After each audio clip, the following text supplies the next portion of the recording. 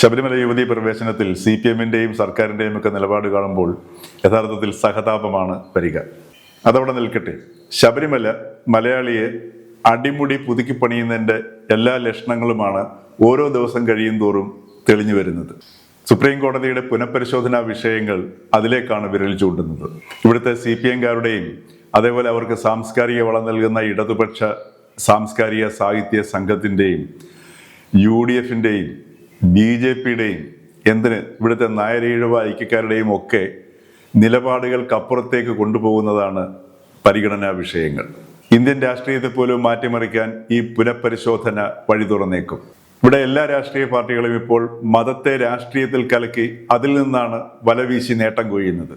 മതത്തെക്കുറിച്ച് മത നേതാക്കൾക്കോ പുരോഹിതർക്കോ രാഷ്ട്രീയക്കാർക്കോ അതുപോലെ തന്നെ ജനങ്ങൾക്കോ വ്യക്തതയില്ലാത്തത് കൊണ്ടാണ് ഇത് സംഭവിക്കുന്നത്. ഈ പുനഃപരിശോധനയിലൂടെ നമുക്ക് പ്രതീക്ഷിക്കാവുന്ന വ്യക്തത ഭാരതീയ സംസ്കാരവും ഹിന്ദുമതവും തമ്മിലുള്ള ബന്ധം, അതുപോലെ തന്നെ ഹിന്ദുമതം എങ്ങനെ മറ്റു മതങ്ങളിൽ നിന്നും വേറിട്ട് നിൽക്കുന്നു തുടങ്ങിയവയിൽ ഒരു വ്യക്തത വന്നു കഴിഞ്ഞാൽ സ്വാഭാവികമായിട്ടും മതത്തെക്കുറിച്ചും വ്യക്തതയുണ്ടാവും.